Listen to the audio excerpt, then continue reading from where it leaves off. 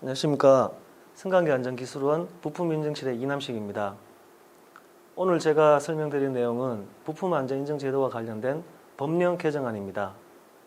승강기 안전주간 컨퍼런스가 대면으로 진행되지 않고 코로나 재확산에 따라서 비대면으로 진행된 점에 대해서 너무 아쉽게 생각이 듭니다.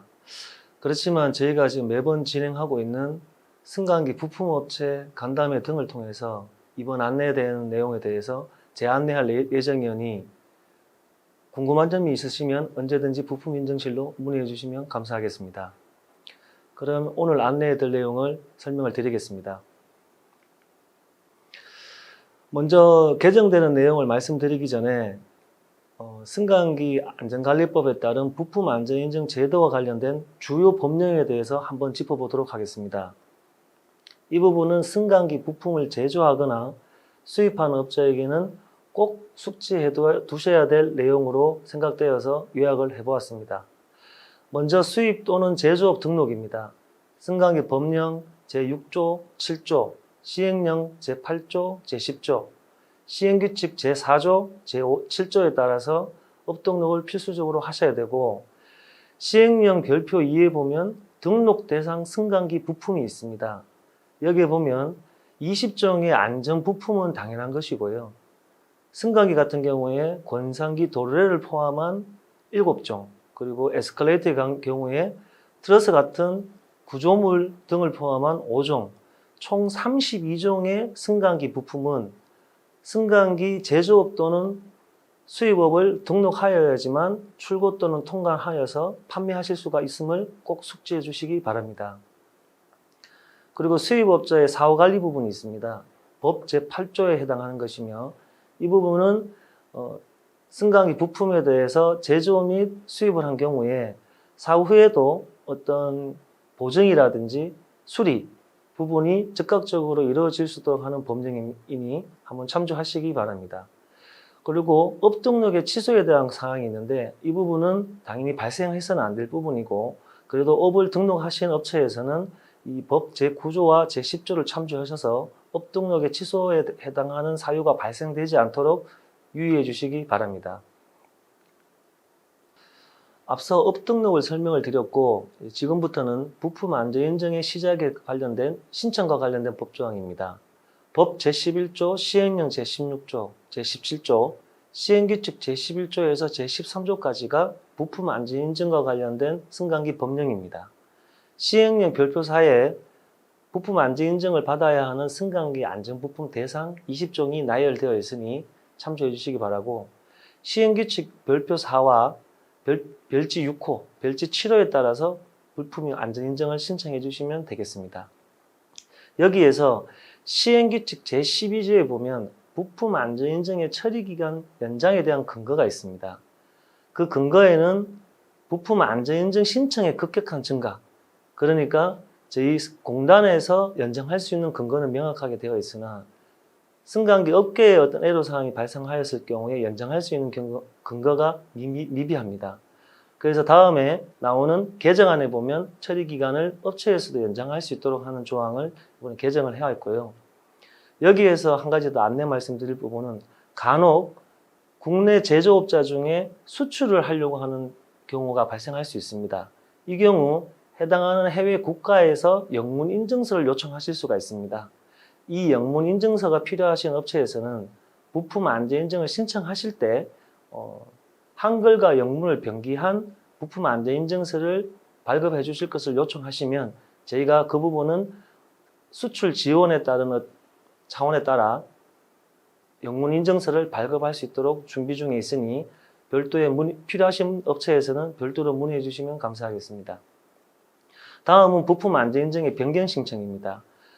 변경 신청은 부품 안전 인증을 받고 난 이후 설계의 변경이라든지 제조업체 또는 수입업체의 어떤 변화에 따라서 인증을 받은 제품에 대한 변경이 발생하였을 경우에 실시하는 제도입니다.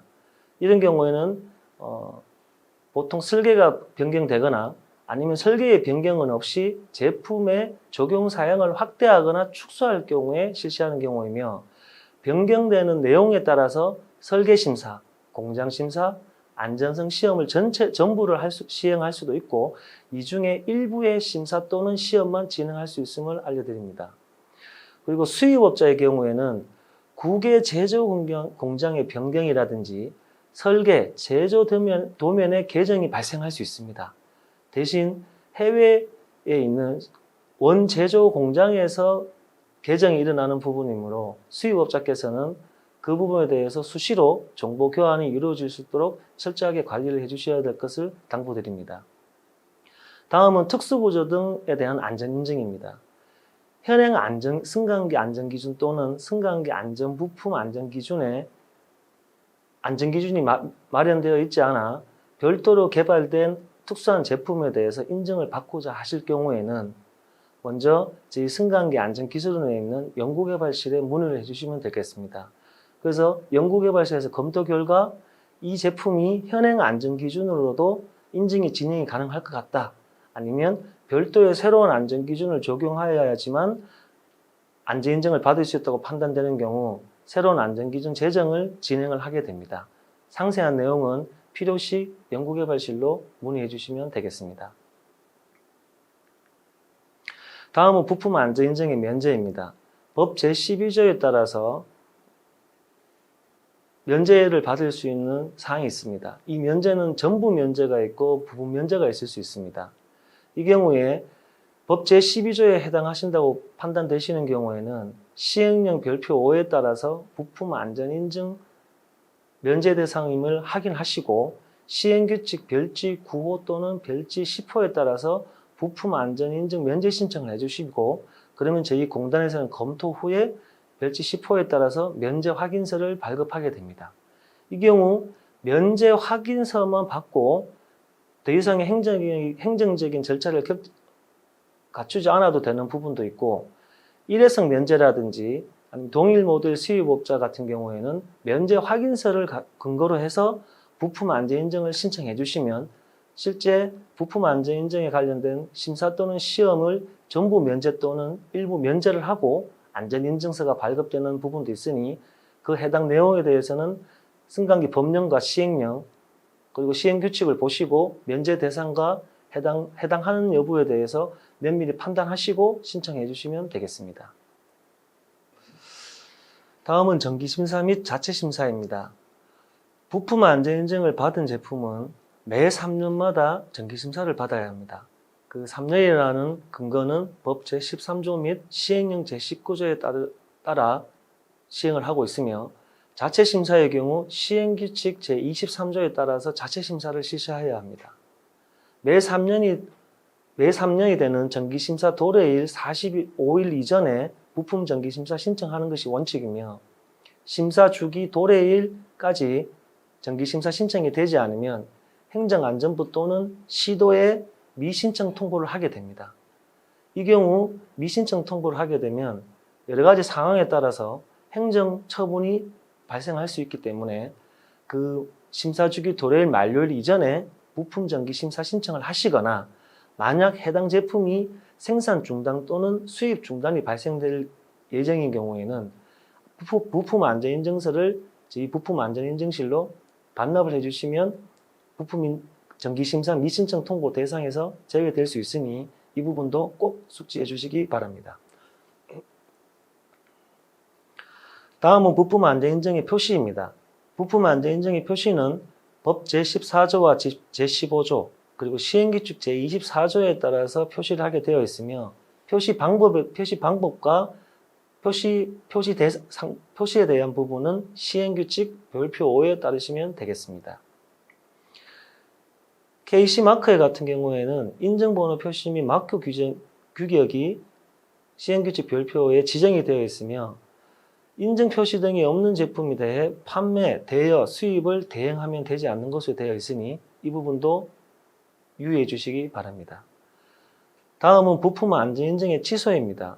부품 안전인증의 취소는 여러 가지 해당 사항이 있을 수 있으나 법 제80조에 따른 벌칙 대상에 해당되거나 과태료 대상에 해당되는 경우에 먼저 그런 벌칙과 병행된 행정처분이 일어날 수 있으며 좀 전에 설명드렸던 부품 정기 심사 미신청이 발생하거나 부품 정기 심사에서 부적합이 발생하였고 그 부적합에 대해서 재심사를 하였음에도 불구하고 개선 사항이 확인되지 않는 경우에는 이 법 제16조에 따라서 행정처분이 이루어질 수 있으며 이 행정처분에 대한 세부 기준은 시행규칙 별표 6에 있으니 참조해 주시기 바랍니다.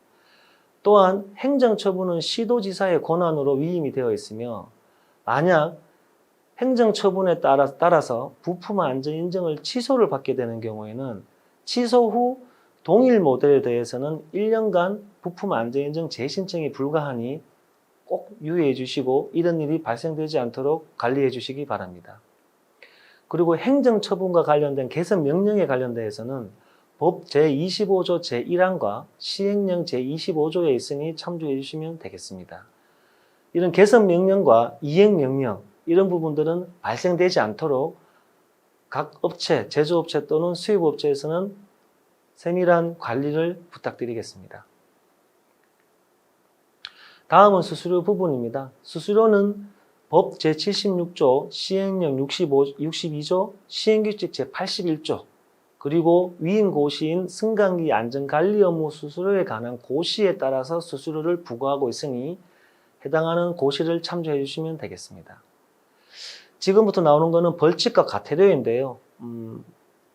이런 부분들은 당연히 발생이 되지 않아야 하고 발생되지 않도록 하기 위한 내용으로 받아들여 주시고 법 제80조부터 82조까지 어떤 부분을 관리를 놓쳤을 경우에 처벌 대상이 되는지 한 번씩 읽어보시고 숙지를 해주시고 그러한 일들이 발생되지 않도록 관리해 주시기를 다시 한번 당부드리겠습니다. 다음은 법령에 이어 위임된 고시에 대해서 설명을 드리겠습니다. 승강기 안전부품 및 승강기 안전인증에 관한 운영 규정이 고시인데요. 여기에 보시면 모델 구분 세부사항이 나옵니다. 모델 구분 세부사항은 이 고시의 별표 1에 보면 세부사항이 나와 있으니 참조를 해주시고 그 모델 구분은 기본적인 모델을 구분하는 방법을 제시해 둔 것이고요. 기본 모델 또는 파생 모델에 대한 상세한 구분은 별도로 심사를 진행하기 전에 심사자와 상의를 해주시거나 별도의 안내되는 자료를 참조하셔서 신청 전에 기본 모델과 파생 모델을 구분해 주시면 되겠습니다. 다음은 부품 안전인증 관련 법령과 관련된 위임 고시에 대해서 설명을 드리겠습니다. 먼저 부품 안전인증과 관련된 고시는 승강기 안전부품 및 승강기의 안전인증에 관한 운영 규정입니다. 여기에 보면 주요 내용으로 모델 구분 세부사항이 별표 1에 있는데요. 이 모델 구분에 대한 부분은 혼란이 좀 많은 것으로 보여집니다. 그래서 이번 개정안에 일부 개정 내용이 포함되어 있고 이 모델 구분은 기본적인 구분 방법을 제시해줬다고 보시면 될 것 같고요. 기본 모델과 파생 모델 등에 대한 상세한 부분은 저희가 안내해드린 별도의 안내 자료 또는 심사 가이드북을 참조하셔서 모델 구분을 해주시면 될 것 같고 그 구분에 있어서 문의사항과 의문점이 있으시면 언제든지 부품인증실로 연락을 주시면 내용을 다시 한번 상세하게 안내 드리도록 하겠습니다. 위임 고시이다 보니 법에서 정한 부품 안전인증 신청에 대한 상세한 내용이 이 고시에서 다루어지는데요. 제4조에 부품 안전인증 신청이 이제 시작이 됩니다. 여기에 보시면 제출해야 되는 증명서류들이 여러 가지가 있고 이 중에 별표 2에 있는 안전관리 부품 목록에 대해서 제출을 하도록 되어 있습니다. 이 부분도 개정 내용에 추가적인 내용이 있으니 그 부분 뒷부분에 있는 개정 내용에서 다시 한 번 더 안내해 드리도록 하겠습니다. 그 다음 부품 안전인증 신청이 되고 난 이후에 설계심사에 대한 또는 공장심사에 대한 보완이 발생할 수 있습니다. 이게 제5조에 있고 현재 21년 1월 1일부터 시행된 보완기간 1회가 2개월의 보완기간을 가질 수 있습니다. 개정 전에는 1회에 한해서 1개월이었죠. 그래서 21년도부터는 1회에 2개월로 되어 있으며 이 부분도 개정안에 일부 좀 일부 개정이 포함되어 있습니다. 이런 개정들은 좀 더 완화를 하고 그 애로사항이 있는 승강기 부품업계에 좀 더 도움이 되거나 좀 더 원활한 안전인증제도 정책을 위해서 완화를 하는 부분이니 개정 내용에서 다시 한 번 더 다루어서 말씀을 드리도록 하겠습니다. 다음은 철회입니다. 제6조에 보면 부품 안전인증 신청을 하고 난 이후에 진행 중에 제조업자 또는 수입업자의 내부적인 사정이나 여러한 변수에 의해서 철회를 하여야 할 경우가 발생할 수 있을 것입니다. 철회는 언제든지 가능한 것으로 저희가 한번 1회에 한번 개정을 하였고, 이 경우에도 저희가 지금 이미 진행된 심사에 대해서는 수수료를 발행을 하지 않고 있지만, 만약 3개월 이내에 다시 재신청하는 경우에 이미 심사가 완료된 부분에 대해서는 수수료를 부과하고 있지 않습니다. 대신 이 부과하고 있지 않은 부분이 업계를 위해서 합리적으로 저희가 합리적인 방향으로 진행하기 위해서 그렇게 기적용을 하고 있으나, 이번에도 이런 부분들을 좀 더 명확하게 할 필요가 있다고 느껴져서 개정 내용에 일부 포함되어 있음을 알려드립니다. 다음은 인증 진행 불가 안내입니다. 부품 안전 인증을 신청하셨는데 이 제품 자체가 인증이 불가능한 것으로 판단, 그러니까 안전 기준이 적용하기에 애매하거나 아니면 이 제품은 안전 인증을 받을 수 없거나 받는 대상이 아닌 경우에 저희는 부품 안전 인증 진행 불가하다는 것을 저희가 신청인에게 안내하도록 되어 있는 것이므로, 이런 부분들은 현재까지는 발생한 적이 없으나 이런 조항도 있음을 숙지해 주시기 바랍니다. 다음은 공장심사 보고서입니다. 절차의 진행상 설계심사가 완료되면 저희가 공장심사를 가는데요. 제8조와 별지 제1호 서식에 따라서 공장심사 보고서를 작성하고 있고, 이 공장심사에 대한 기준은 별표 3 공장심사 기준에 있으므로 자체 심사를 하실 경우에는 이 공장심사 기준을 잘 숙지해 주시기 바랍니다. 또한 별표에 보시면 자체 심사 기준도 있으니 공장심사 기준과 자체 심사 기준을 같이 숙지해 주시면 원활한 인증이 진행될 것으로 생각이 됩니다. 다음은 공장심사의 생략입니다. 공장심사의 생략은 제9조에 따라서 동일 제조 공장에서 이미 동일한 종류에 대해서 인증을 받은 경우에 새로운 모델을 인증을 신청하는 경우에는 공장심사를 생략할 수 있습니다. 이 부분은 최초 인증을 신청할 때에 해당하는 모델에 대해서 최초 인증을 신청할 때의 생략이지, 정기심사에서 똑같은 사항에 대해서 생략하지는 않습니다. 대신 정기심사에서는 동일 제조 공장의 동일 종류에 대해서는 모델 개수에 따라서 일부의 소액의 수수료를 부과를 하고 같이 한꺼번에 공장심사를 진행할 수 있도록 마련되어 있기 때문에 그걸 숙지해 주시고, 이 정기심사에 대한 부분은 여러 가지 정황을 판단해 본 결과 좀 더 합리적인 개선이 필요하여서 개정안이 준비되어 있으니 추후 다시 안내를 드리겠습니다. 다수 공장에 대한 부분은 현재 저희 한국승강기안전공단에서 안전인증 업무를 진행하고 난 이후 지금 2년 6개월 정도가 지났는데요. 현재까지는 다수 공장에 대한 사례가 없었습니다. 그래서 다수 공장에 대한 사례가 발생하실 경우에는 신청 시 공장의 주소를 별도로 작성해 주시면 되는데, 여기에서 한 가지 짚고 넘어갈 부분은 다수 공장의 인정은 한 국가 내에서의 공장이 2군데 이상일 경우에 다수 공장으로 인정하고 있음을 안내드립니다. 예를 들면 설계 자료는 하나이나 국내에 서울에 공장이 하나가 있고 부산에 공장이 있다. 이렇게 해서 같은 제품을 같은 설계 도면으로 제조를 하면 다수 공장이 됩니다. 그런데 서울에 제조 공장이 있고 중국에 똑같은 설계 도면으로 제조하는 공장이 있다면 이 부분은 다수 공장이 아니고 별도의 인증을 진행하는 것으로 준비를 해 주셔야 됩니다. 그래서 결론은 다수 공장은 한 국가 내에 공장이 2군데 이상이 있을 경우에 다수 공장으로 인정된다는 것을 안내드립니다. 다음은 부품 안전성 시험입니다. 부품 설계 심사랑 부품 공장 심사가 적합으로 완료된 경우에 부품 안전성 시험을 진행하게 되고 부품 안전성 시험이 안전기준에 적합하게 완료가 되었을 경우에 시험 결과서를 발급하고 있습니다. 다만 이 부품 안전성 시험 경우에 시료가 중량이거나 대형인 경우 또는 해당 공장만 시험 설비를 보유한 경우 그리고 부득이한 경우 시험 장소를 공장 또는 공단에 있는 시험 설비에서 사용할 수가 없다고 판단되는 경우에는 별도로 정한 장소에서 안전성 시험을 진행할 수 있음을 알려드리며 이 부분은 현재도 원활하게 진행되고 있으니 필요한 부분이 있으시면 언제든지 문의를 주시고 안전성 시험을 좀 더 원활하게 준비해 주시면 될 것 같습니다. 그다음 부품 안전 인증의 번호.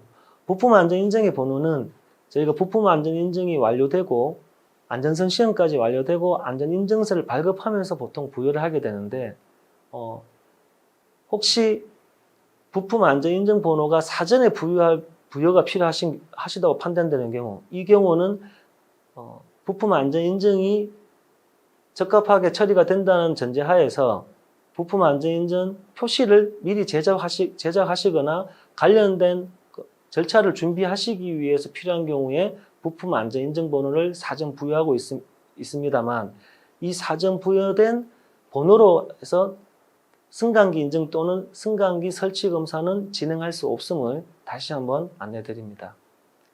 다음은 사실 확인서입니다.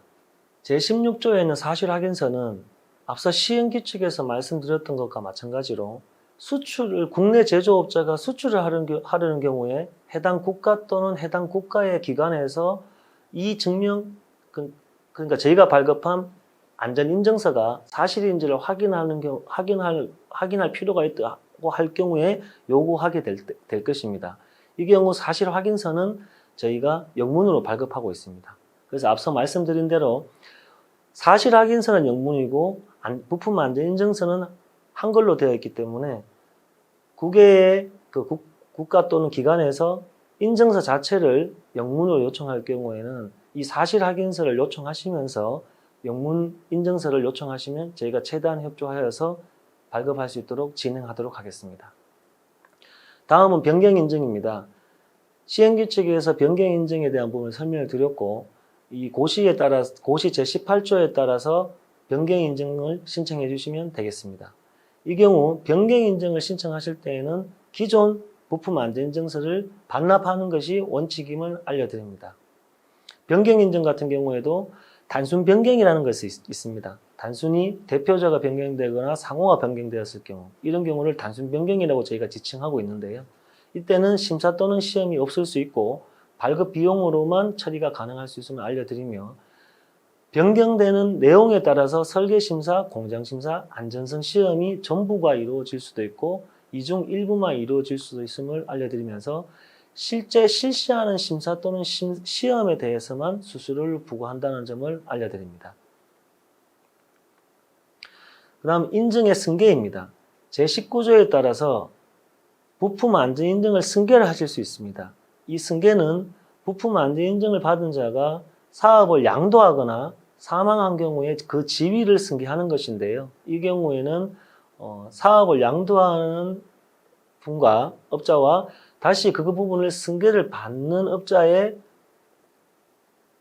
상호 계약서 또는 확인할 수 있는 문서를 근거로 요청을 해주시면 부품 안전 인증을 승계를 해드리고 있으니 이 부분도 필요하신 경우에 활용을 해주시면 되겠습니다. 다음은 정기심사의 신청입니다. 정기심사 주기 도래일 이전에 정기심사 신청서를 이용해서 부품 정기심사를 신청해 주시면 되고요. 만약 제조 또는 수입이 중단된 경우에는 정기심사 신청, 그러니까 정기심사 주기 도래일 이전에 부품 안전인증서 원본을 포함하여서 이 인증을 어떠한 사유로 반납한다는 문서를 보내주시면 정기심사 신청 대상에서 제외됨을 다시 한번 알려드립니다. 다음은 자체심사의 기준과 방법인데요. 이것은 이 인증 운영 규정의 제23조와 제24조를 참조해 주시고 별표 5 자체 심사 기준을 참조해 주시면 되겠습니다. 이 자체 심사 기준 중에 제품 심사에 대해서 많은 업체에서 애로사항을 토로해 주셨고, 그래서 이 부분을 좀 더 합리적으로 개선하기 위해서 일부 개정안을 마련했으니 뒷부분에서 다시 한번 주의 깊게 들어주시면 감사하겠습니다. 다음은 정기심사의 결함의 부분인데요.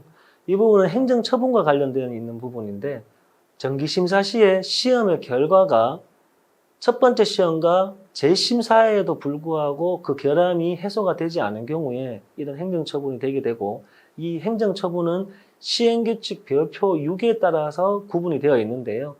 경미한 결함과 중대한 결함과 매우 중대한 결함으로 구분되어 있습니다. 그래서 이 부분에 따라서 행정처분이 발생되게 되는데, 현재까지는 이런 일이 발생된 사례는 없음을 알려드립니다. 자, 지금부터 승강기 안전관리 법령 및 관련 위임 고시 개정안에 대해서 설명을 드리겠습니다.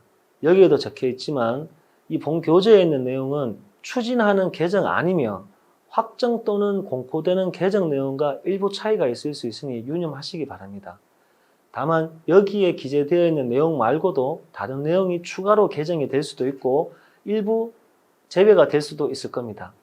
근데 제외되는 경우는 극히 없을 거라고 저는 예상을 하고 있으며, 그 이유는 합리적인 안전인증 제도 개선을 위해서 마련된 승강기 이해관계자 협의체에서 제안된 내용들을 바탕으로 개정안이 준비되었기 때문에 현재 행정안전부에서도 긍정적으로 검토를 하고 있고, 승강기 업계가 많은 애로사항에 대해서 공감을 하고 있는 부분이 형성되어 있기 때문에 현재 여기 포함되어 있는 내용이 제외되는 경우는 극히 없을 것으로 예상이 되며, 다른 부분이 추가적으로 개정이 될 수도 있음을 알려드립니다.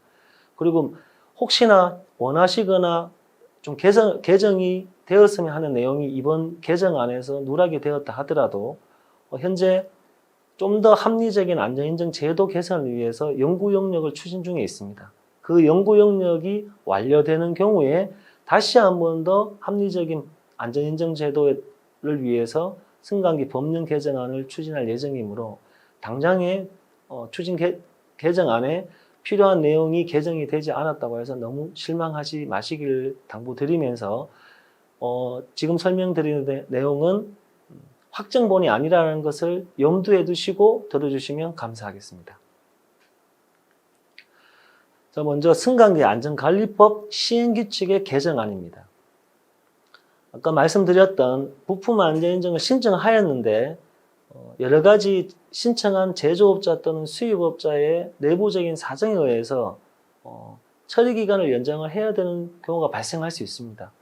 지금도 저희가 업체의 애로사항을 확인하고 명확한 좀 더 합리적으로 그 부품 안전인증을 진행하고자 업체에서 요청을 하면 저희가 연장을 해드리고는 있으나, 이런 부분들이 그래도 좀 더 명확한 근거를 가지고 진행하면 신청인이나 저희 공단에서도 부담감을 좀 덜 수 있기 때문에 이런 부분들을 이번에 좀 더 명확하게 하고자 개정안을 마련했습니다.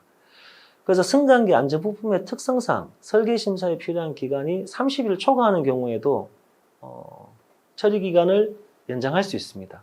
이 내용은 설계심사가 보완이 난 것을 연장하는 것이 아니고, 이 설계심사의 내용이 방대하여 설계심사하는 기간이 많이 소요될 것으로 판단되는 경우에 처리기간을 연장할 수 있는 것으로 이해해 주시면 되고, 안전성 시험에 필요한 기간이 30일 초과하는 경우에는 기존에도 있던 내용입니다.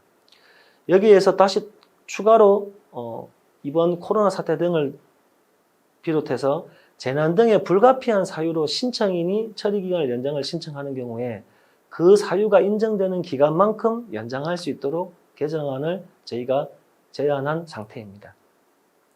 다시 한번 말씀드리지만 처리기간의 연장은 설계 또는 공장심사의 보완기간의 연장을 아님을 강조를 드리고, 이 보완기간과 관련돼서는 위임고시에서 또 다르게 개정안을 업계의 지원을 위해서 그 개정안을 마련해 두었으니 좀 더 지켜보시면서 이해를 해주시기 바랍니다. 다음은 부품 안전 인증의 변경 신청입니다. 현행 법령에는 전압과 재질 등의 변경, 그리고 색상의 변경을 제외하고는 모두 변경 인증 신청이 신청 대상인 것처럼 되어 있습니다.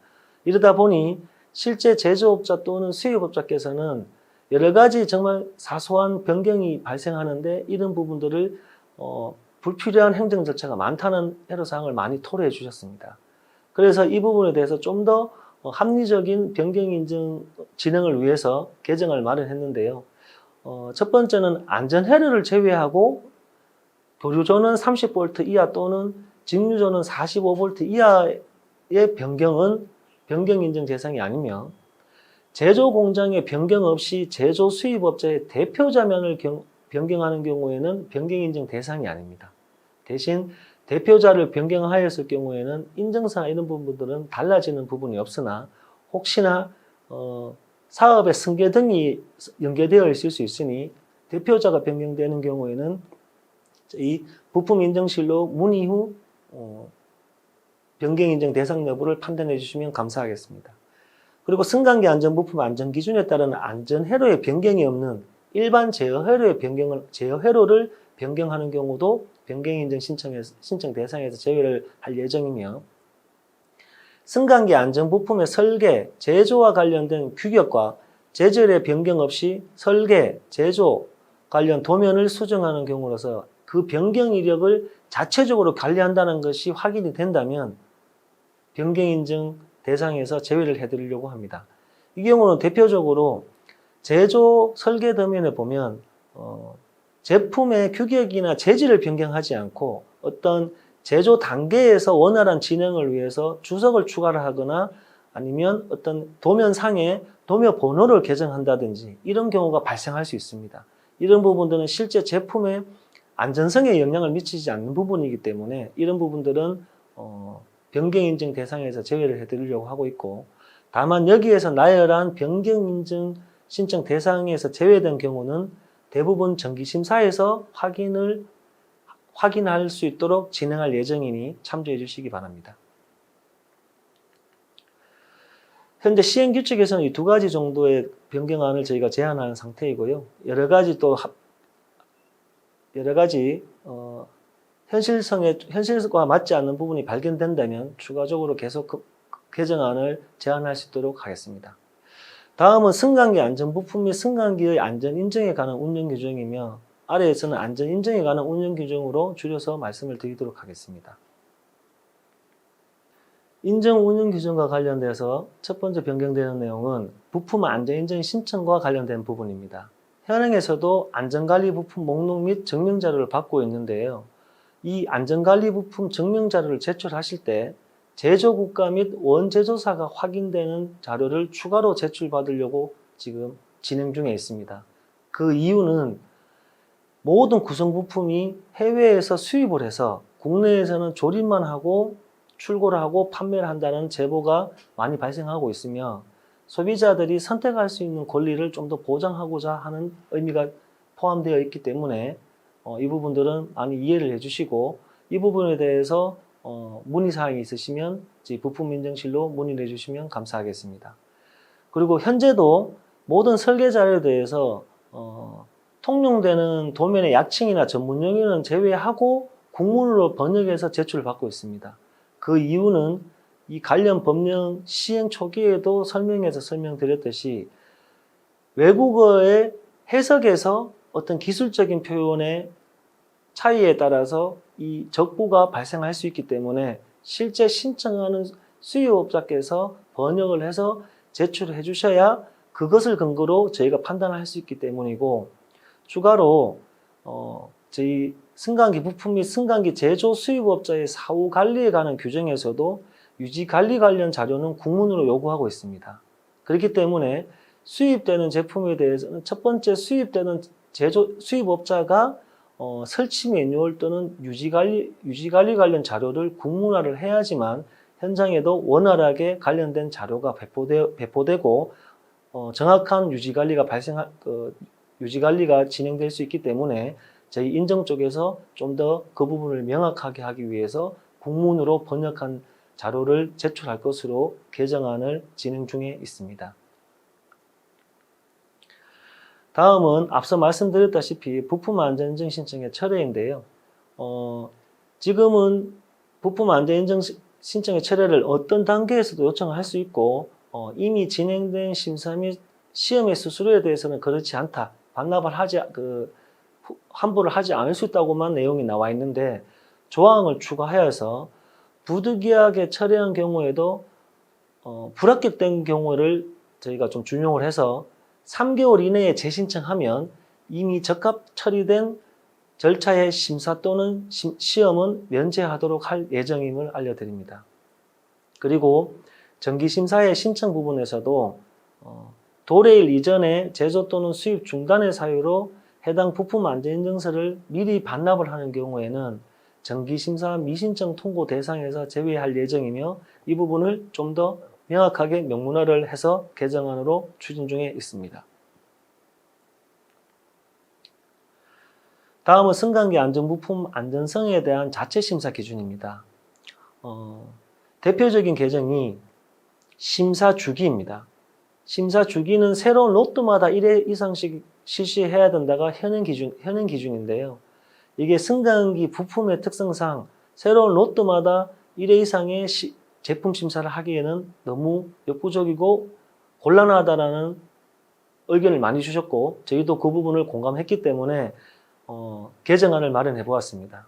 일단 모든 자체 심사는 해당 제조업자 또는 수입업자가 관리하는 해외의 원제조사의 사내 규정이 있습니다. 그 사내 규정에서 정한 새로운 로트 또는 일정 수령마다 연 1회 이상 실시해야 된다로 완화를 했습니다. 이 경우에 만약 구동기라든지 추락 방지 안전장치처럼 하중 시험이 필요한 부분은 보유한 모델이 동일 종류에 대해서 보유한 모델이 2개 이하인 경우에는 1개 이상은 1년에 1회 이상 하중 시험을 해야 하고 3개 이상인 경우에는 2개 이상의 모델을 연 1회 이상 실시하는 것으로 변경하려고 합니다. 이렇게 변경하면 최소한의 안정성은 저희가 확인할 수가 있고 또 관련 제조 또는 수입업자께서도 시험을 해야 되는 부담감이 많이 완화될 것으로 예상하고 있습니다. 그리고 제품의 제조 공장을 변경한 이후에 변경 완료 후 제품 심사를 실시해야 한다. 이 부분은 당연한 것이겠죠. 그래서 이 부분은 명문화가 될지 그냥 해당 제조업자의 사내 규정에 이런 내용들이 있는 것으로 할지는 그런 부분들은 추후에 명확하게 결정이 될 것이나 이거는 당연한 것이기 때문에 관리하는 데 있어서 꼭 참조해 주시기 바랍니다. 다음은 안전인증에 관한 운영 규정 중 별표 1에 따른 모델 구분 기준입니다. 많은 승강기 안전부품에 대한 모델 구분 기준에 대해서 말씀을 해주셨는데요. 이 중에서도 좀 더 기술적으로나 현실적으로 합리적으로 우선 개정을 해야겠다고 판단된 것을 일단 우선 개정을 하였고 추후에도 좀 더 현실적이고 합리적인 개정이 필요하다면 이 모델 구분 기준은 꾸준히 개선해 나갈 예정이니 이번 개정 내용에 없는 부분에 대해서는 많이 양해해 주시기 바랍니다. 일단 우선은 비상통화장치입니다. 비상통화장치의 전격전압 부분인데요. 이 부분은 전격 사용전압이라는 것을 삽입을 했는데 사용전압 부분은 굳이 중요한 부분이라고 판단은 되지는 않았지만 이 투입되는 전원과 그리고 실제 사용하는 전원의 차이 때문에 이렇게 표시를 해봤으나 여러 가지 의견상 굳이 이렇게 상세한 표현을 하지 않아도 사용전압이라고 생각할 수 있기 때문에 이 부분은 굳이 변경되지 않을 가능성도 있음을 알려드리고 대신 연결국수 기존에는 2채널 이하랑 다채널 두 가지로 구분했습니다. 이렇게 구분이 되어 있었기 때문에 인증서도 별도의 인증서가 유지되었는데요. 여러 가지 검토해 본 결과 채널 수로 굳이 모델 구분을 할 필요가 없다고 판단되었고 그래서 이 부분은 신청인이 제시하는 대로 1채널부터 수십 채널이 되는 다채널까지 하나의 모델로 쓰시겠다고 한다면 하나의 모델로 인증이 됩니다. 그리고 우리는 여러 가지 관리상 이 채널과 다채널을 구분하겠다고 하셔도 문제가 없으십니다. 문제 없이 인증은 진행이 가능합니다. 그래서 이 비상통화장치의 연결 국수에 따른 필수 기본 모델 분리에 대한 부분은 완화가 되었음을 알려드립니다. 다음은 제어반입니다.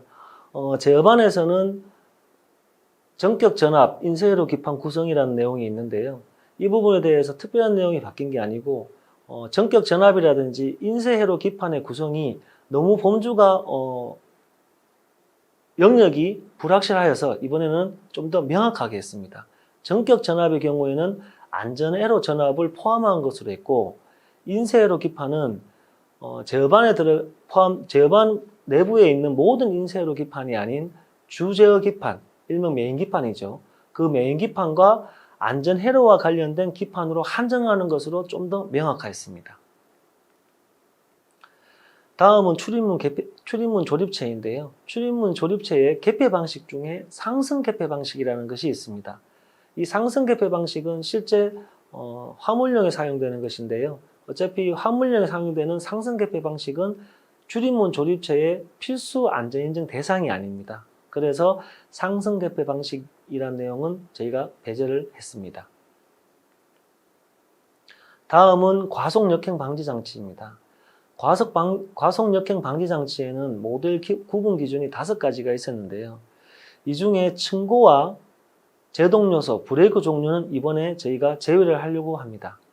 그 이유는 이렇게 구분이 5가지가 있으니 실제 모델을 구분하는데 많이 혼선이 있고, 또 층고 같은 경우에는 적용 하중과 연관이 되어 있고, 제동 요소와 브레이크 종류 같은 경우에는 이미 1번의 종류에서 구분이 되어지기 때문에 이 층고와 제동 요소, 브레이크 종류는 삭제를 하고 종류와 적용 하중으로만 구분을 하여서 좀 더 간소화된 형태로 모델 구분을 하고 부품 안전 인증을 진행하는 것으로 개정안을 준비했습니다.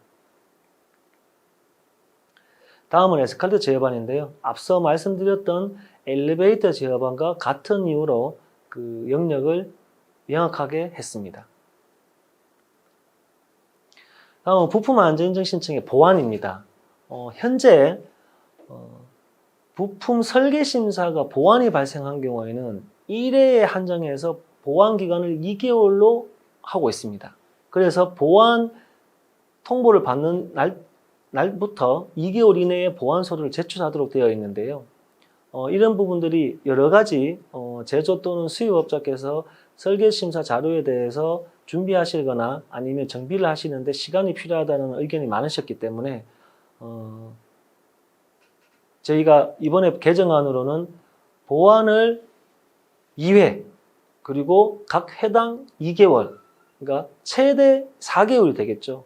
부품 설계 심사가 완료되고 보완을 통보받는 날부터 최대 4개월까지 저희가 보완 기간을 드리는 것으로 개정안을 준비했습니다. 마찬가지로 부품 공장 심사도 동일하게 1회 2개월에서 2회 각각 2개월로 최대 4개월까지 보완 기간을 부여할 수 있도록 좀 더 업계의 그 지원 차원에서 좀 더 확장을 했다는 것을 강조드리고 싶습니다. 다음은 부품 안전인증의 안전관리 부품 목록입니다.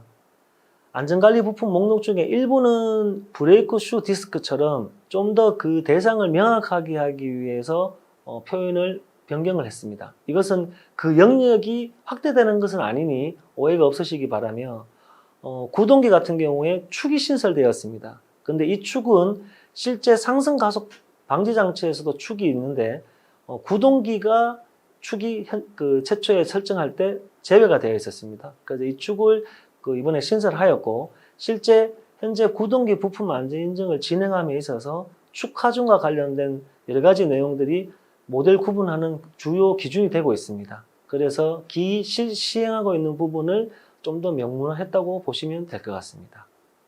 다음은 비상통화장치입니다. 비상통화장치도 제어반과 마찬가지로 그 용어에 따르는 영역을 좀 더 명확하게 했습니다. 송수신 장치 같은 경우에 인터폰 등 연결된 통화장치 일체를 포함하는 것으로 명확하게 했고, 마이크랑 스피커에 대해서는 칸의 통화장치로 한정하는 것으로 그 영역을 좀 더 명확하게 했음을 알려드립니다. 그리고 제어반 같은 경우에 인쇄로 기판, 인버터, 접촉기, 릴레이가 그 영역이 불명확했습니다. 그래서 인쇄로 기판 경우에는 주제어 기판 및 안전회로 관련 기판으로 한정하는 것으로 명확하게 했고, 인버터 경우에는 구동기를 제어하는 인버터로 한정을 했습니다. 다음은 접촉기의 경우에는 주접촉기, 브레이크 접촉기, 말 그대로 안전회로가 작용하는 최종 접촉기에 대해서만 안전관리 부품으로 명확하게 한정을 했고요. 릴레이 같은 경우에도 모든 릴레이가 아니고 안전회로용 릴레이로 한정하는 것으로 그 영역을 명확하게 했음을 알려드립니다. 에스컬레이터 경우에는 과속 역행 방지 장치에 역회전 감지기랑 과속 감지기가 있습니다.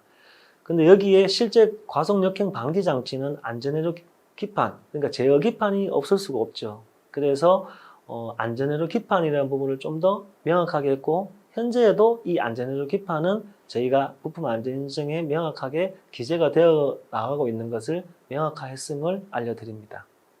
그다음 구동기는 마찬가지로 용어의 명확화와 그 다음 축에 대한 부분을 다시 신설해서 현재 진행하고 있는 부분을 근거를 명확하게 했음을 알려드립니다. 에스컬레이터 제어반도 마찬가지로 인쇄로 기판 등 그 적용하는 범위를 정확하게 한정을 했습니다. 서두에 말씀드렸다시피 현재 개정을 추진 중에 있는 안은 최종본이 아닙니다. 그래서 지금 제가 설명드린 인증 운영 규정 중에서도 거의 긍정적으로 진행되고 있는 부분 몇 가지가 빠진 게 있는데요. 그 중에 하나가 정기심사 시에 당해연도 내에 있는 같은 종류에 대해서는 1회의 공정심사를 시행을 하고 몇 개의 모델 수를 가지고 있다 하더라도 한 번의 공정심사로 그걸 대체하는 것으로 지금 개정안이 마련되어 있는데요.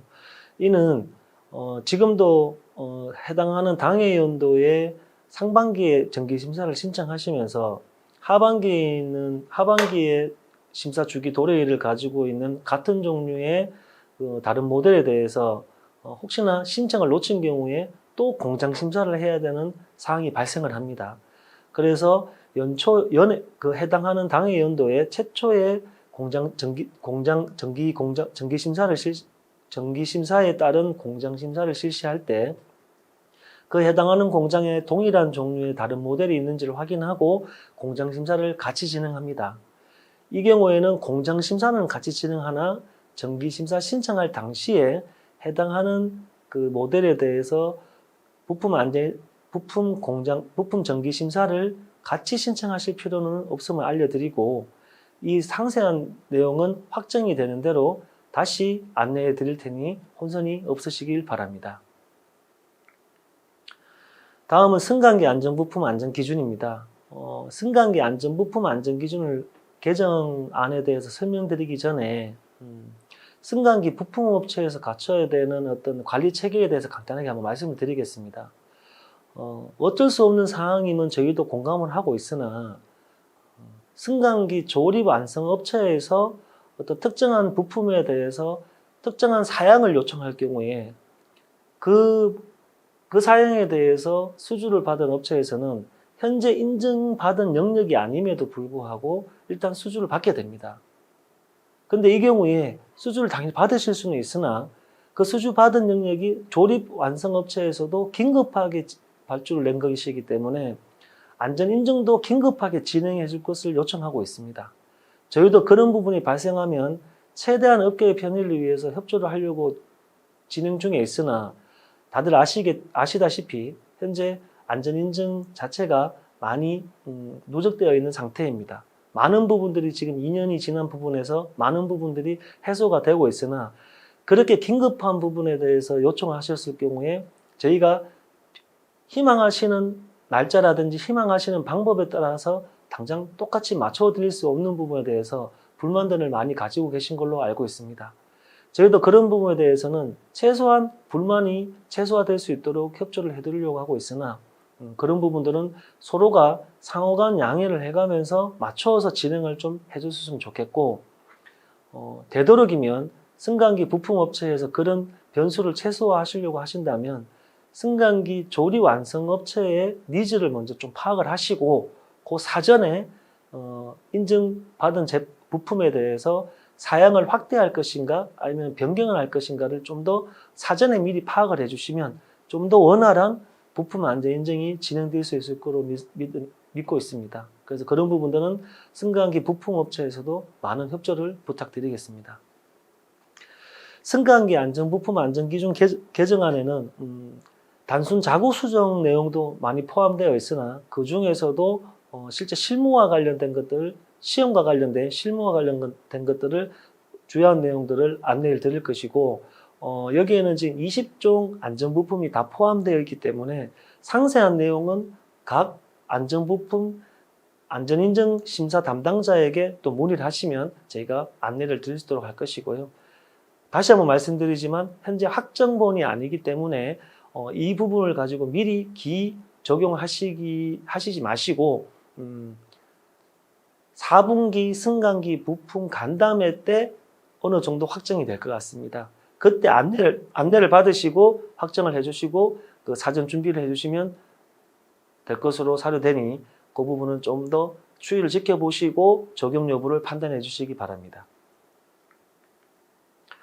먼저 인증 운영 규정에서 말씀드린 것처럼 제조국가와 수입업자 원제조사 표기 관련된 것입니다. 현재 부품 안전 인증을 받고 난 이후에 표시되는 대상들이 적게는 5가지, 많게는 7, 8가지의 표시 대상들이 있습니다. 이 중에 제조업자 또는 수입업자 명은 기존에도 명기를 하고 있었으나 수입업자 경우에는 원제조사를 병기해야 됩니다. 수입업자를 기재를 하시고 원제조사도 같이 기재를 하셔가지고 부품 안전인증 표시를 하셔야 되고 그리고 제조업자이시든 수입업자이시든 제조국가를 표기를 해주시는 것으로 개정안을 추진 중에 있음을 알려드립니다. 다음은 구동기 안전기준입니다. 구동기 안전기준 중에 조립 상태를 보는 시험이 있고 그 시험 중에 런아웃 시험이 있습니다. 런아웃 시험 중에 도르래 런아웃 시험이 있는데요. 현행 기준에서는 도르래 홈의 런아웃 시험으로 되어 있다 보니 홈에 대한 런아웃을 측정하는 것으로 지금 오해를 하고 계시는 분들이 있을 수가 있을 것 같아서 이 부분을 좀 더 명확하게 했습니다. 실제 권상 도르래는 구동기 인증의 범위 내에 포함되지 않습니다. 대신 이 구동기 축 또는 기어드인 경우에는 기어의 축에 대해서 회전할 때의 런아웃이 문제가 없는지를 판단하도록 되어 있습니다. 그래서 그 기준점을 도르래에 두고 있다 보니 도르래를 가지고 런아웃 시험을 하고 있는데 표기 자체가 홈으로 되어 있다 보니 홈의 어떤 형상이라든지 표면 상태에 따라서 시험 결과가 달라질 수가 있다고 봤고 그래서 이 부분을 도르래 홈이 아닌 도르래의 런아웃 시험으로 표현을 좀 더 명확하게 했음을 알려드리며 상세한 내용은 담당자와 상의해 주시면 되겠습니다.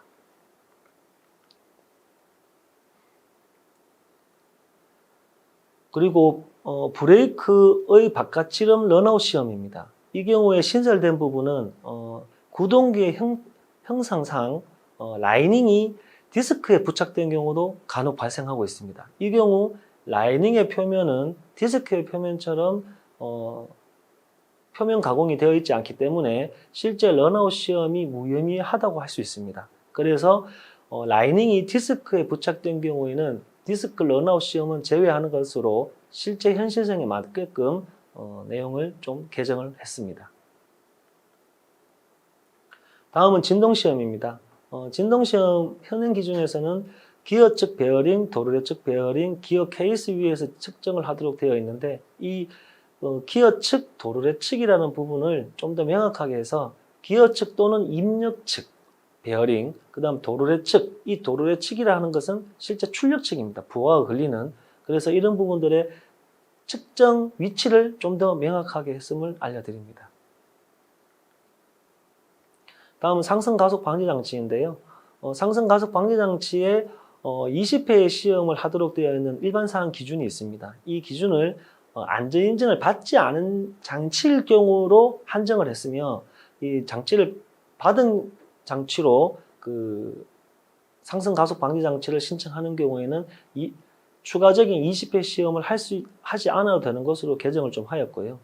그 다음 속도를 감지하는 부분 같은 경우에는 거의 대부분 가속 조절기를 사용하고 있으나 그 이외에 별도로 제어반 내의 속도를 감지하는 장치로도 시험이 가능하기 때문에, 그런 경우에도 제어반이 인증을 받은 제품이면 20회의 추가적인 그 검증 시험을 하지 않을 수 있도록 좀 더 시험에 대해서 간소화를 추진을 했습니다.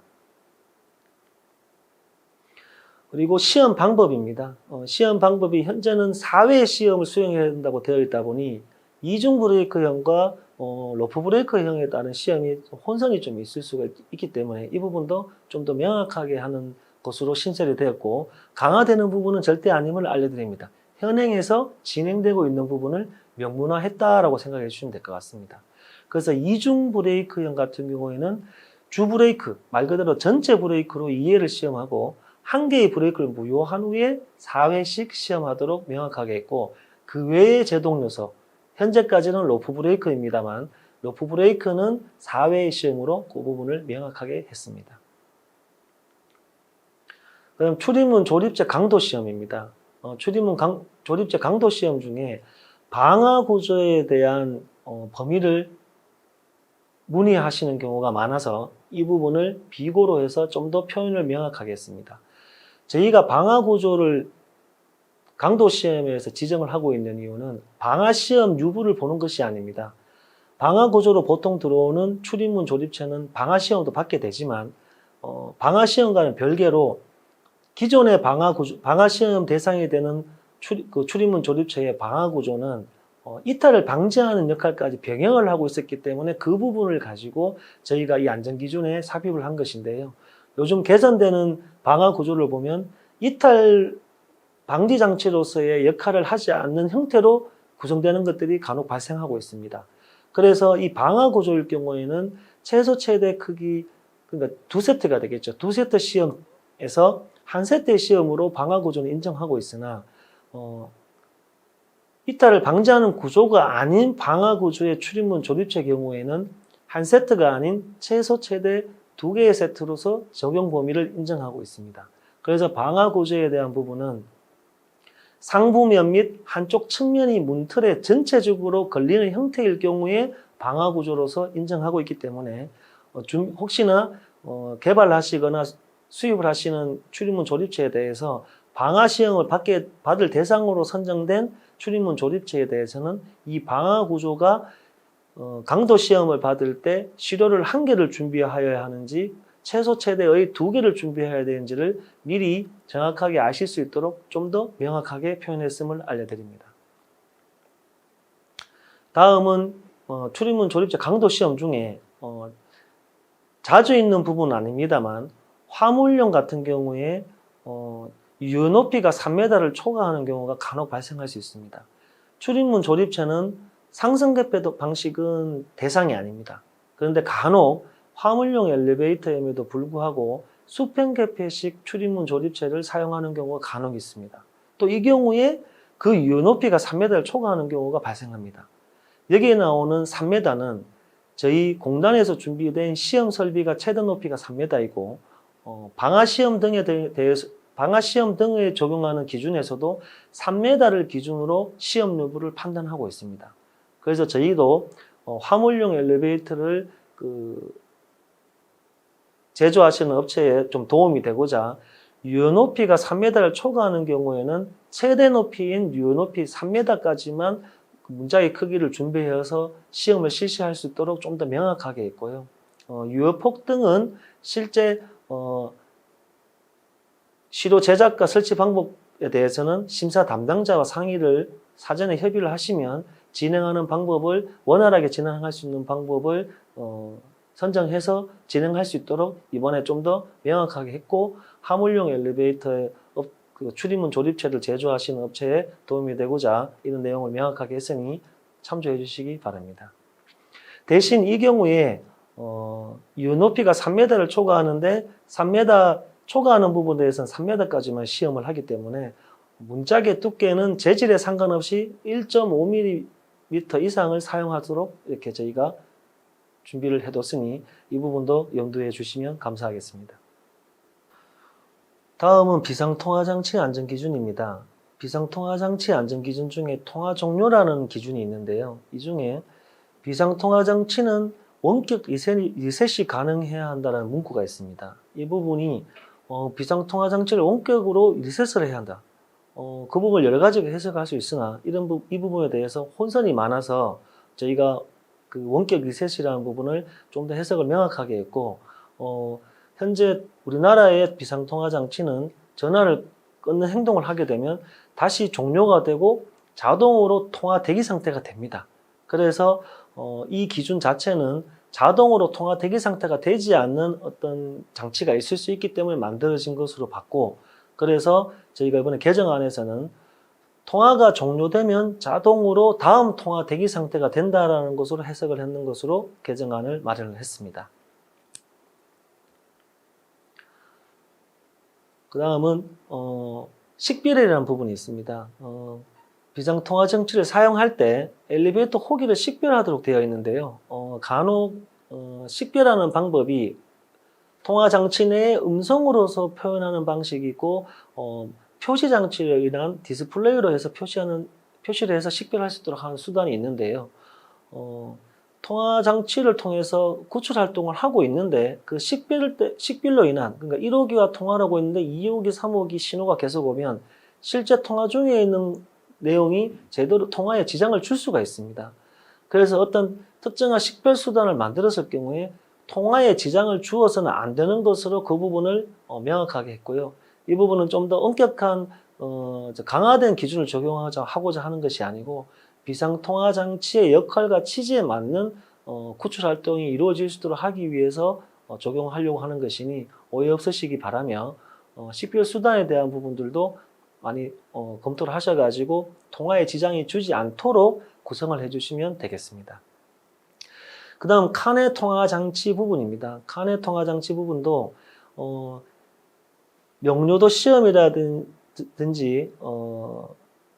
이득시험 같은 경우에 시험을 하고, 그리고 칸의 통화장치를 통한 스피커 출력 시험을 볼 때 조건들을 간혹 다르게 할 수도 있고 하는 경우가 발생을 했기 때문에 모든 시험은 다른 비상통화장치 내에 있는 다른 시험 기준에 따라서 설정된 세팅된 값에서 모든 시험이 이루어져야 된다는 것을 명확하게 하기 위해서 이렇게 5점, 2점, 8.2 등의 세 가지 안전 기준을 포함해서 스피커 출력에 대한 부분을 조정을 했으니 이 부분도 오해 없으시기 바라며, 현재 저희가 그 안전성 시험을 할 때도 이와 같이 진행을 하고 있는 부분을 명확하게 했다고 보시면 되겠습니다. 그리고 이동 케이블입니다. 여기 신설이 5가지가 되는 것으로 이렇게 표현이 되어 있는데요. 이거는 강화되는 것이 아니니 절대 오해 없으시기 바라고, 이 부분은 현재 이동 케이블 안전 기준은 플랫형 이동 케이블 기준으로 구성이 되어 있습니다. 그러다 보니 간혹 원형 케이블을 사용하는 경우가 있는데 그 원형 케이블에 대한 그 준용 규격을 좀 더 명확하게 했다. 결국에는 원형 케이블을 사용하는 업체를 위해서 이 기준을 좀 더 명확하게 했다고 보시면 되니까 신설이라고 해서 강화되었다는 오해는 없었으면 좋겠습니다. 또한 업계에서 많이 주장하고 계신 저온 풀기 시험에 대한 내용입니다. 현재 EN50214에 저온 풀기 시험을 하도록 되어 있는데요. 그런데 EN50214가 개정이 진행 중인 걸로 알고 있으며 거기에 저온 풀기 시험은 제외가 되는 것으로 보여지고 있습니다. 그래서 이 시험 기준과 관련해서는 EN50214가 개정되었다는 것이 저희가 통보받을 때 즉시 적용해서 즉시 적용할 때부터는 저온 풀기 시험을 시험 대상에서 제외할 예정이니 참고해 주시기 바랍니다. 다음은 에스컬레이터 제어방 기준입니다. 현재 에스컬레이터 제어방 기준 중에 보통 패스레라고 그러죠. 기능안전 인증에 대해서 IEC 62061과 KSB ISO 규격을 따라서 안전성을 확인해야 된다고 되어 있는데 실제 저희가 적용하는 부분과 검토해 본 결과 별표 2 엘리베이터 제어반에 엘리베이터의 기능안전을 준용하면 에스컬레이터 제어반의 기능안전도 문제없이 진행할 수 있다고 검토가 되었고, 그래서 별표 2 엘리베이터 제어반 안전기준도 준용할 수 있는 것으로 포함을 시켰습니다. 그리고 이거는 아직 명확하지는 않은데요. 이 컨퍼런스 자료 작성하고 있었던 7월 달에도 기능안전 시행에 대한 유예에 대해서 논의가 진행 중에 있고, 이 부분도 긍정적으로 진행되고 있음을 좀 알려드립니다. 그래서 제어반 제조업체에서는 이 추이를 좀 지켜봐 주시길 바라고, 기능안전은 모든 지금 산업 분야에서 중요하게 다루고 있는 부분이기 때문에 시행을 안 할 수는 없습니다. 대신 이 제어반 업계에서 좀 더 준비를 할 수 있는 시간을 드리고자, 조금이라도 더 유예를 해서 준비 시간을 드리고자 긍정적으로 지금 논의해서 진행 중에 있으니 이 추이는 좀 지켜봐 주시기 바라며, 다시 한번 말씀드리지만 4분기 승강기 부품업체 간담회 때는 어느 정도 확정된 내용을 알려드릴 수 있지 않을까 생각하고 있습니다. 그 다음 구동계 안전기준에서 브레이크 디스크로만 표현이 되어 있는데요. 디스크 방식 자체가 드럼식과 디스크식이 있다 보니 그래서 드럼이라는 내용을 추가를 했습니다. 이 부분은 뭐 강화되거나 추가되는 부분이 아님을 다시 한번 강조드립니다. 그리고 구동계 안전기준에 중에서 에스컬레이터 같은 경우는 로핑이 없습니다. 그래서 이런 부분들은 어떻게 보면 표현의 오류이기 때문에 로핑이라는 부분을 삭제를 했고, 그리고 앞서서 말씀드린 것처럼 실제 높이보다는 하중으로서 에스컬레이터의 모든 청고나 이런 부분은 결정을 할 수 있기 때문에 최소 높이가 아닌 최소 하중으로 해서 하중이라는 표현을 해서 문구를 좀 더 명확하게 수정을 했음을 알려드립니다.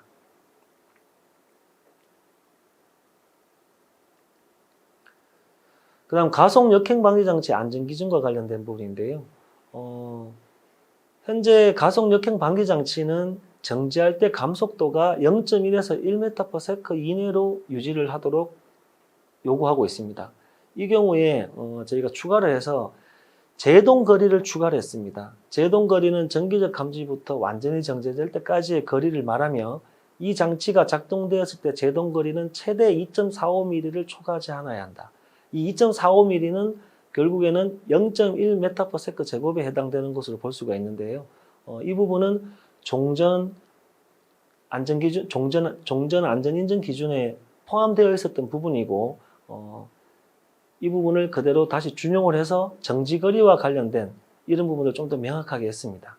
가속 역행 방지 장치 같은 경우에는 정지거리가 굳이 필요 없다고 판단할 수도 있습니다만, 이 부분은 최대 정지거리를 지정함으로써 감속도에 대한 적용 부분을 좀 더 명확하게 하고, 이 설계를 함에 있어서 이런 부분들이 좀 반영이 되어서 적정한 감속도와 정지거리를 가지고 정지할 수 있도록 하기 위함이니 이런 부분들은 양해해 주시기 바랍니다.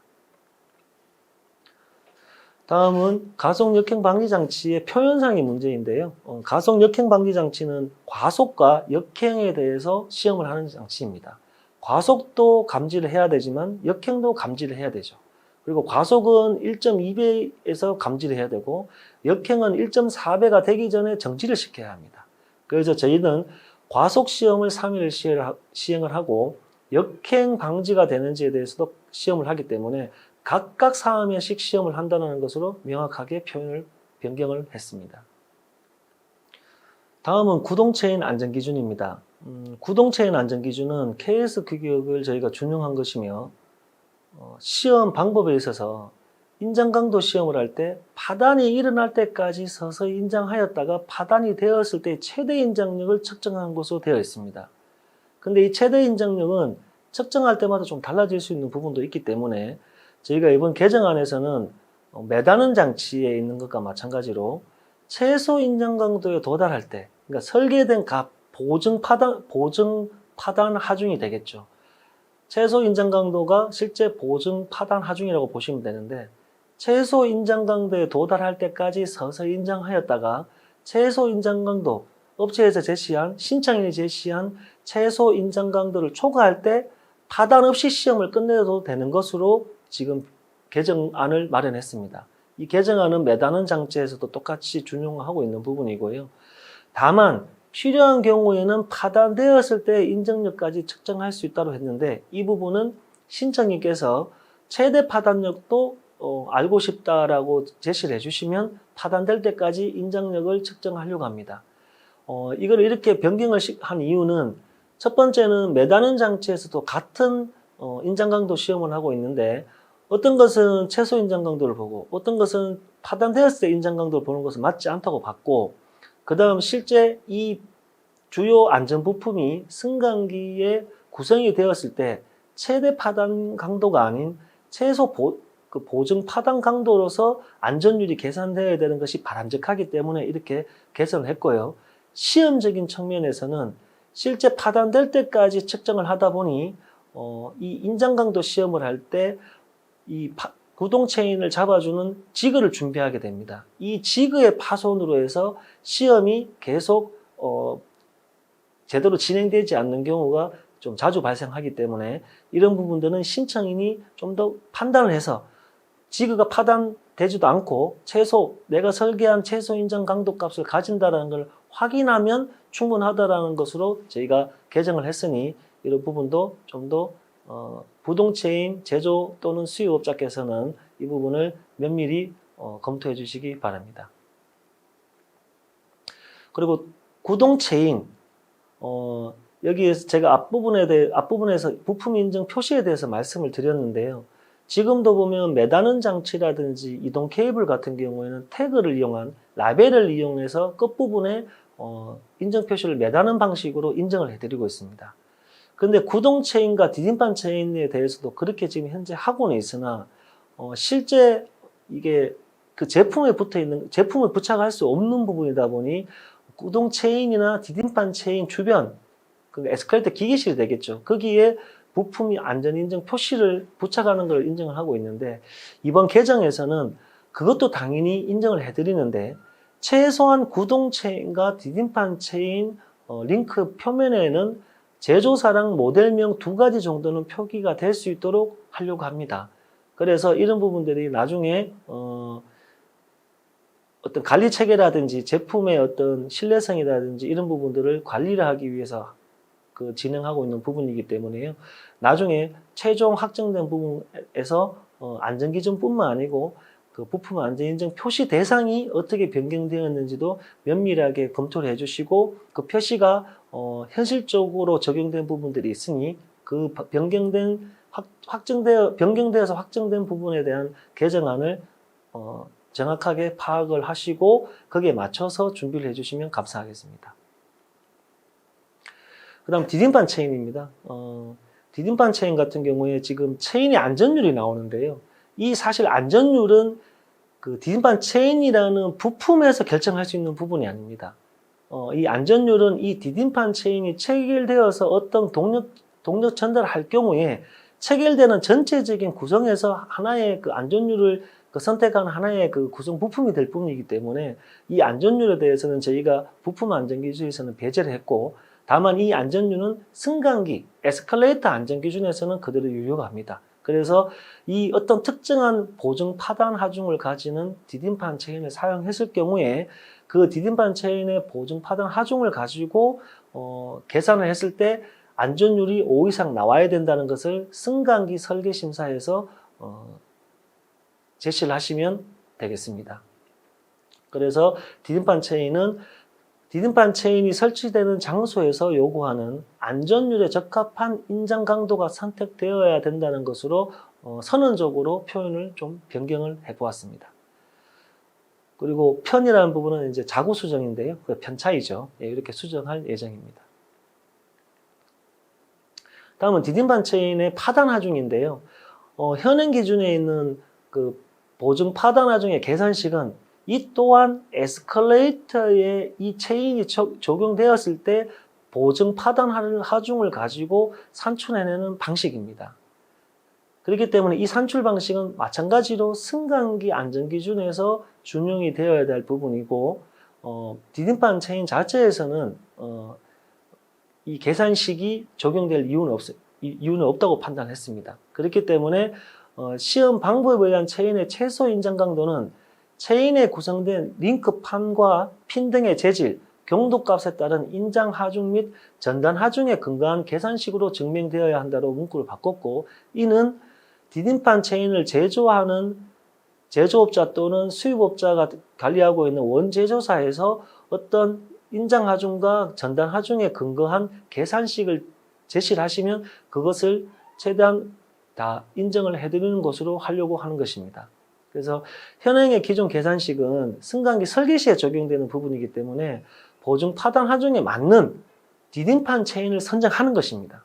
그렇기 때문에 실제 디딤판 체인 제조업자께서는 여러 가지의 보증 파단 하중을 가지는 체인들을 준비를 해서 인증을 받아 두시면 되고, 그 체인 중에서 자기 승강기 조립 완성품 업체에서는 그 완성품 업체에서 원하는 보증 파단 하중을 선택해서 사용하시면 모든 안전율과 안전기준에 적합할 것이기 때문에 운영이 그렇게 되는 것이 바람직하다고 저희는 판단했고, 그렇게 진행을 한 것입니다.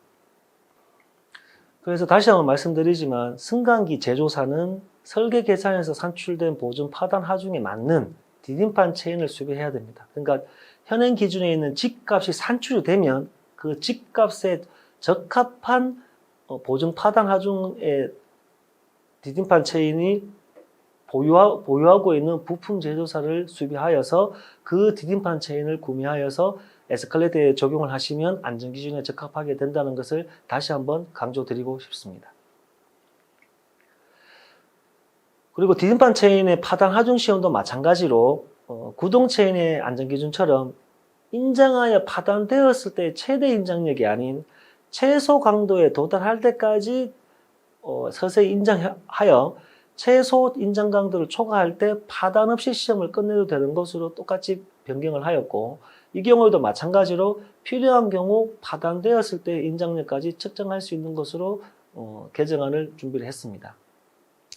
그리고 간혹 비표준 모양의 디딤판 체인이 있을 수 있는데, 비표준 모양의 체인에 대한 시험편은 링크 수가 시험 설비가 수용 가능한 최대 기류를 할 수 있다로 좀 변경을 했습니다. 그래서 나머지 시험들은 일반적으로 가능한데 인장 강도 시험을 할 때 이 시편을 설치할 수 있는 시험 설비의 최대 길이가 일반적으로 정해져 있습니다.